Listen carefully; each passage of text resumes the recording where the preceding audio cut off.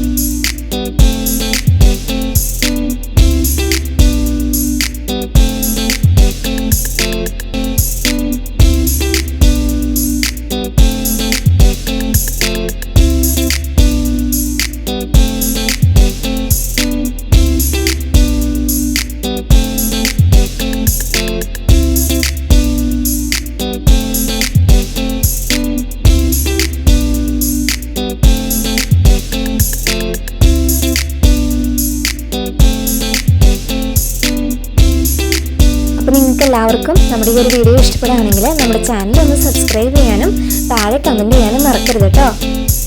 അപ്പോൾ നിങ്ങളെല്ലാവരും ഇതൊന്ന് ട്രൈ ചെയ്ത് നോക്കിയിട്ട് അഭിപ്രായങ്ങൾ അറിയിക്കണേ.